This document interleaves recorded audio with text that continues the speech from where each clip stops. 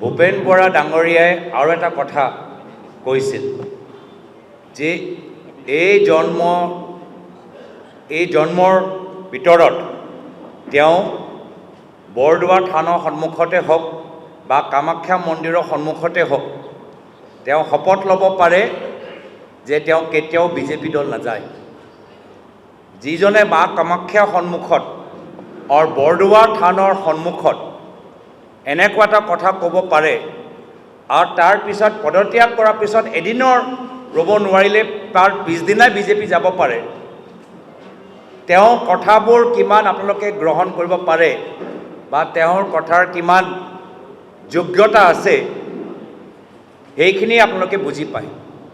আৰু আনফালে চাওক, মুখ্যমন্ত্ৰী হিমন্ত বিশ্ব শৰ্মা ডাঙৰীয়া অলপ দিন আগতে ভূপেন বৰা ডাঙৰীয়া, বীৰা বৰঠাকুৰ ডাঙৰীয়ানী, দেৱব্ৰত শইকীয়া ডাঙৰীয়াৰ মাজত এটা ছবি লৈ তেওঁ ইমান ক্ষোভিত হৈছিল যে নাৰীৰ ওপৰত অপমান কৰা গ'ল।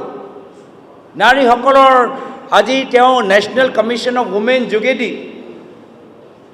ভূপেন বৰাক চামেন কৰিলে। পুলিচ আৰক্ষী বিষয়াই দেৱব্ৰত শইকীয়া ডাঙৰীয়াৰ ঘৰলৈ গ'ল। মহিলা কংগ্ৰেছ সভানেত্ৰী মীৰা বৰঠাকুৰৰ ওচৰলৈ গ'ল।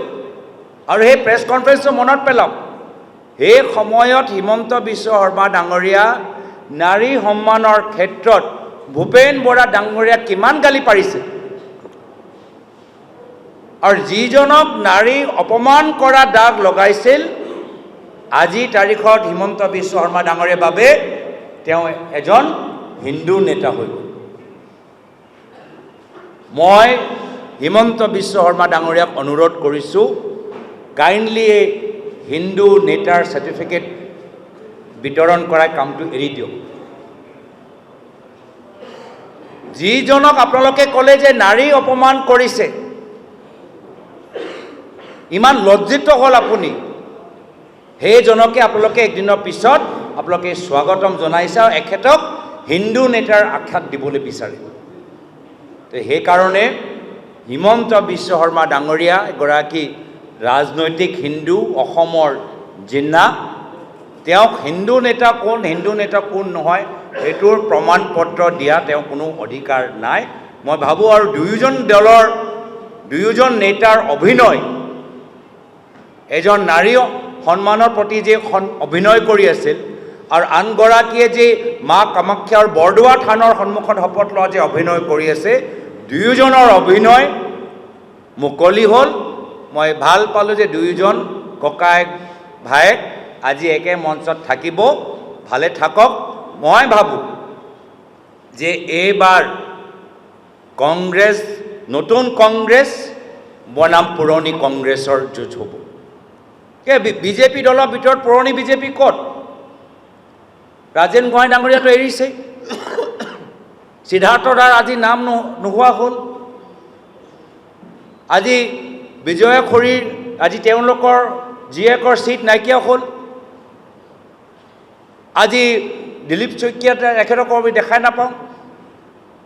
তো পুৰণি বিজেপিবোৰ গ'লেই, অগপ দল গ'লেই, এতিয়া মাত্ৰ যে যিসকলে 15 বছৰ কংগ্ৰেছ চৰকাৰৰ দিনত বহুত কেলেংকাৰী কৰিলে, তেওঁলোকে নিজকে ৰাজনৈতিকভাৱে বচাবলৈ এটা বেলেগ দলত গৈ এই গোটেই দলটো হাইজেক কৰিলে।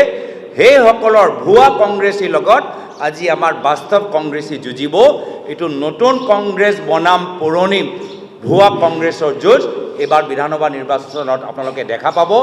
বহুত বিজেপি কৰ্মীখিনি দেখা পাইছে যে আমাৰ কাম নাই নেকি, আৰু বিজেপি নেতাসকলে কৈছে আমাৰ কাম নাই। হিমন্ত বিশ্ব শৰ্মা ডাঙৰীয়া আজি সব গোটেইবোৰ কংগ্ৰেছৰ দিনৰ যিসকল বিধায়ক হ'ল, তেওঁলোকে বিভিন্ন ধৰণৰ সুবিধা পালে, সেইসকলক লৈ বিজেপি ক'বলৈ বিচাৰিছে। আজি বিজেপি দলৰ ভিতৰত আজি আপোনালোকে চাওক বহুত ব্যাপক চৰ্চা।